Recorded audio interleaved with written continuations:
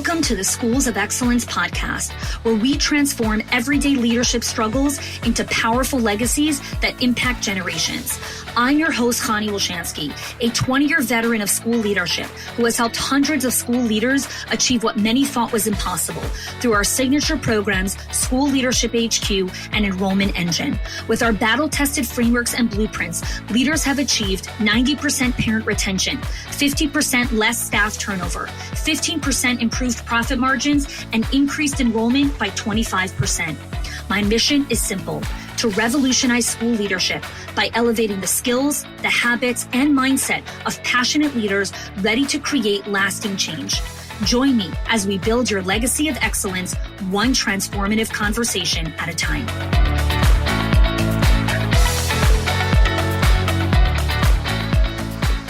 Welcome back to the Schools of Excellence podcast. Today we are on money leak number 2, which is schedule efficiency, how to build a strategic coverage system. So your staff is your biggest line item on your payroll, okay, in your budget. So that means that coverage and efficiency, right, the schedule efficiency can also be the biggest leak in your school. So when I say the words schedule efficiency, most leaders are already saying, we always need extra coverage. We always need to make sure that we have enough people. And here's the thing.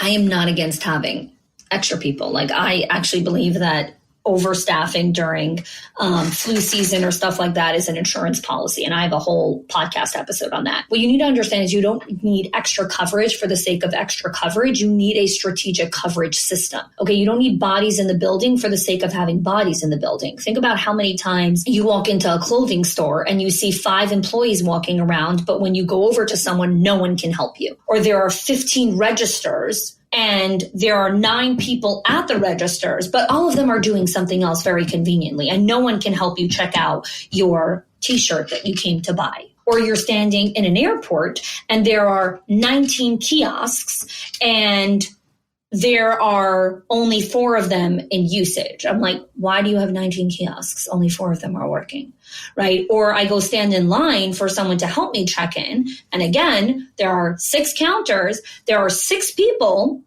standing in the counters. There's also like 9 supervisors working behind them. But like, no one can actually check me in. They're all busy doing something else. And I'm like, aren't you here to check people in? Okay, so this concept of like having people for the sake of having people, no. Coverage for the sake of coverage is not strategic, okay? You can have 20 people in a building, but if no one is actually doing what they're supposed to be doing, you are leaking profit. So we need to fix that. So let's go into part 1 of the schedule efficiency leak. Now, again, all of this is inside of the money leaks diagnostic. You go to schoolsofexcellence.com/moneyleaks. The link is in the show notes. You can check that out. You can check that out in our email. And I'm going to walk you through here all of these sections. Strategic coverage versus just coverage. Now, I never ask a director, do you have enough staff? I say, do you have a system for ratio management, for break coverage, for schedule predictability?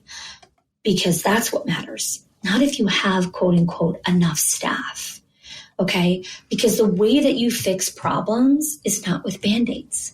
You create them with systems. Systems create structure, and then rhythms create safety and predictability. That is how a system and a rhythm can outlive any staff member, any admin, or any short-term patch or quick fix that you put in.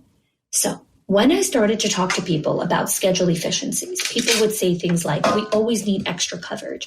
We always need to have extra staff. But again, we need to be strategic about how we actually do it because we need better systems for schedule efficiency. Now, when we're designing the system, okay, and I spoke about this in the first episode, we cannot design the system for the person and how easy it is for the person to implement. You need to design your schedule efficiency system based on what the school needs, because your people might come and go, but your school's still going to be standing. So I had a conversation with an owner that she had all these systems, but she couldn't implement any of those SOPs because every time someone in her admin team left, they took all the information with them because there wasn't a real process. So she constantly had to resurrect from the dead all the systems. And so every single time someone left, she was starting over again, even though she's been in business for almost 2 decades, because she never had a true proper break coverage system, which to me is so basic and foundational, but it totally makes sense that the systems weren't designed in the school. They were designed for the people running the system. They weren't designed for the actual school.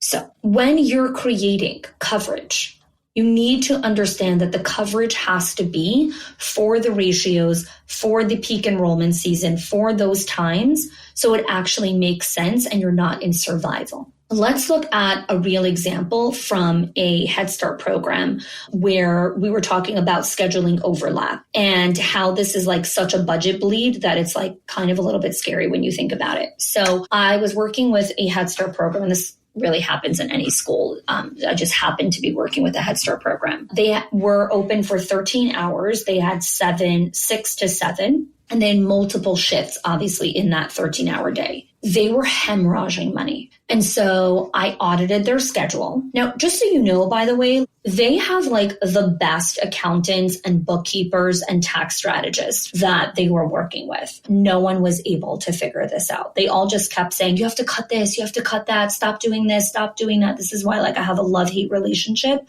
with accountants and bookkeepers and financial people, because they have really good intentions, but they've never actually run schools and been in schools and like had their feet met to the fire with these real life decisions. And this is why I created and founded Schools of Excellence, because I was tired of listening to people speak in ivory towers about how to run financials in a childcare when they've never actually run a center. And I'm like, what are you talking about? Like, you've never run a center. Like, you don't understand. You don't know what questions to be asking for. And a childcare is just different. Like, it's really different. So anyways, I audit the schedule of their classrooms, and I notice that every shift that they had 3 shifts during the 13-hour day. Every shift had about a 30 to 35 minute overlap. So I want you to think about that for a second. You have a 30 to 35 minute overlap between shifts. So the teacher was coming in and the other teacher was going, but there was about this 30-minute overlap they were both billing for. Teachers got paid by the hour. So on average, the teachers were getting paid $16 an hour. So I sat down with the owner and I said, okay, how long should a transition take? What are the things that need to happen during the transition? So she made a list of things, right? There's an attendance update, there's a key incident, any incident report, any parent communication, any supply need, couple things like that. I'm like, okay, if you're being really, really conservative, how much time should the transition take? How much time would the switchover take? About 10 to 15 minutes. I'm like, okay, so 10 to 15 minutes is not 35 minutes. If you close that 20-minute gap across 20 teachers, how much money is that? Now, you could take a calculator and run it. When you close a 20-minute daily overlap gap across 20 teachers, that is $27,733 per year. That's an entire teacher salary just by optimizing transition shifts when they're transitioning from one shift to the other shift. This is mind-blowing because so many people, so many owners are listening to this and they're like, oh my God, I would love to have almost $30,000. And you think you have to go earn $30,000 through more hustle, through more grit, through more enrollment or whatever it is. Now, again, enrollment's important. I'm not talking about enrollment right now. I'm talking about schedule efficiencies. And there are so many inefficiencies in your staffing schedule, especially if you're open for many hours. There's going to be an overlap in shifts. Go audit that. This was a 20-minute daily overlap gap, which resulted in almost $30,000 in savings. That's a lot of money that they started to use and invest in other areas. that helped their staff, that helped the owner, that helped their reputation, that helped so many things that they wanted to use it for, right? I'm not talking about $5, $10. That's not what I'm talking about when I talk about schedule efficiencies or any of these money leaks. This is not about closing a leak of like $5 a day or whatever it is. Like, this is thousands and thousands of dollars that is quietly leaking in the background, that is killing your profitability. And you're here squeezing and contorting yourself and trying to figure out ways how to make more money, where to find money. It's in the money leaks. It's in the money leaks. This is a golden ticket for you, and it's free. Go to schoolsofexcellence.com/money leaks. I'm not hiding this. It is not only accessible to certain people. Like, go download the money leak. Go check out and see which area you're leaking in. Listen to this episode. I will give you some practical strategies. Now, if you want support in execution and customization, all of that, absolutely. Would love for you to fill out an application. Come join us in School Leadership HQ. But get started with this. So that is the second one. Let's go to the third part of schedule efficiency. Schedule predictability is not a luxury. It's a standard. It's a leadership standard. When I was a teacher, I worked as a teacher for 9 years. My schedule for 9 years was 8:30 to 1:30 every single day for 9 years. The only time that I didn't work that schedule was when I had a baby and I wasn't there, or when I was sick. I didn't try to create a new schedule every single week. And I see school leaders allowing staff to constantly change their shifts. I want to start later next week. I want to start earlier. I want to do this. I want to do this. That's not how schedule efficiency works. You can make a standard in your school. Candidates must commit to specific schedules. If they're not looking for weekly flexibility, they're not a fit for this role. You can create specific schedules. You can. There are people that want a predictable schedule. Now, that doesn't mean that sometimes I didn't come late or leave early for, extenuating circumstances, but I don't want a different schedule every single week. I like predictability. I wanted to know when I was going to work. I didn't want a different schedule every single week. That would feel so chaotic for me. Okay. Now, let's talk about something else when I talk about schedule predictability. Okay, so many of you have a policy where you need to give, let's say, 2 weeks notice or 1 week notice before you're not going to be there. It's not like, hey, I'm on the plane to Mexico, see you in 2 weeks. So people need to give advance notice. Now, the thing is that people give advance notice, but then they change their requests, or too many people put in requests at the same time. And you're like, well, I can't accommodate everyone. So now it starts to get messy because you don't have proper coverage that you need because everyone's wanting time off at a specific time. So you need a system, right? What is the policy to request time off? This is part of your schedule efficiency. And if you already have one, that's great. That means you're already on your path towards really good, efficient schedules. Now, so many times people will say things like, is it efficient? And if I go in and do a break here, or is it efficient if like someone from my admin team does X, Y, and Z? Here's the thing. Is it efficient to sit and read your child a book, or is it more efficient to do a load of laundry? Just ask yourself that question for a second. Is it more efficient to read your child a book before they go to sleep or in the morning?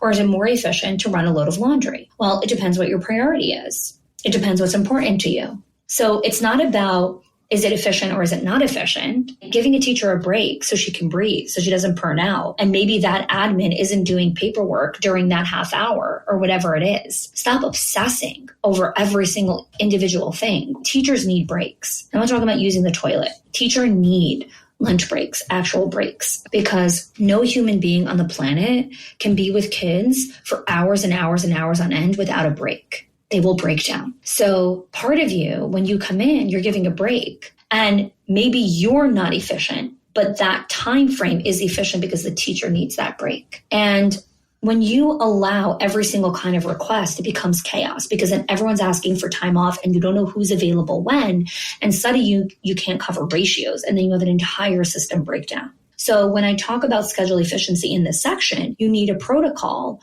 What happens when too many requests come in at the same time? Who approves them? What's the rhythm for reviewing them? You need to create schedule predictability so you don't need to be emotionally reactive when people send in requests. That's another part of schedule efficiency. Next section, break coverage, right? Let's go into break coverage, which I I started talking about a second ago, is a culture issue. Break coverage and how breaks happen sometimes start later or get pushed out or whatever it is. Now, when I was a director and later an executive director, I was really, really, really, really rigid about the breaks. And I would never joke about the break time. I was like, this is your break time. This is when it is, because the school is an ecosystem. And if you start your break 5 minutes later, you might be like, whatever, it's 5 minutes, sweetheart. 5 minutes is an entire eternity in the world of breaks. In the world of breaks, every single minute is so important. So really sitting down with your team and communicating to them why it's in the best interest of them to make sure that the break schedule is running on time. Because this happens with my kids sometimes. So on Fridays, they get screen time, they get iPad time. And sometimes my kids would use the iPad and then secretly they would take an extra 5 minutes because the other kid wasn't watching the clock or whatever. And I was like, it is never in your best interest to try to steal 5 minutes because I see everything. And you know the rules that if you take an extra 5 minutes, that means next week you get 5 less minutes. So you took 5 minutes now, but next week you're going to get 10 minutes less. And you only get 20 minutes of screen time total. So now you're only going to get 10 minutes. That wasn't really worth it. So you need to really communicate to your team why it's important for them to run the break schedule. I'm going to tell you another reason, because this would happen so often. And when I would do teacher workshops years ago, and I would always give this example, and every teacher would like sigh in such, oh my God, I feel seen. So let's say you're in a classroom and your co-teacher left for her break at 12. Now, she's supposed to come back at 12:30, but she comes back at 12:35. Now, she sees it as whatever, it's a 5-minute infraction, like it's 5 minutes that I came late. But for a teacher who's waiting in the classroom for her break, 5 minutes is 5 hours. Every minute feels like an hour when you're waiting for your break. And what happens is every minute that she's waiting, it erodes my trust in your ability to be reliable.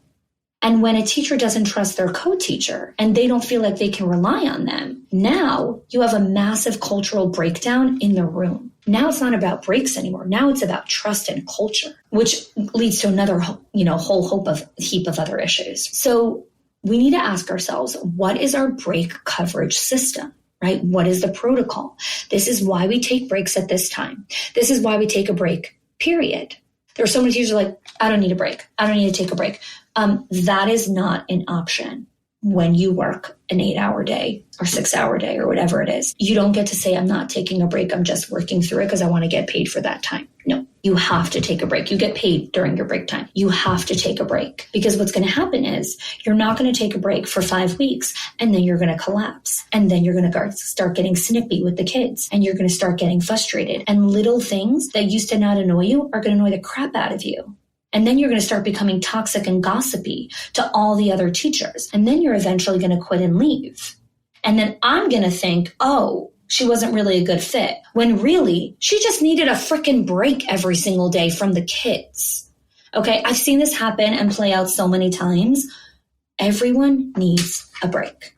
Okay, everyone needs a break. Not an option. Not an option. You need a break coverage system. What times are the breaks? Who covers the breaks? What happens if something gets pushed, right? Stop asking if it's efficient to have admin cover breaks. Stop asking about all these things and start looking about it's human energy is being used inside of those classrooms. How are we making sure that everyone is being protected? Okay. Last thing, emergency coverage and call-outs. All right. It's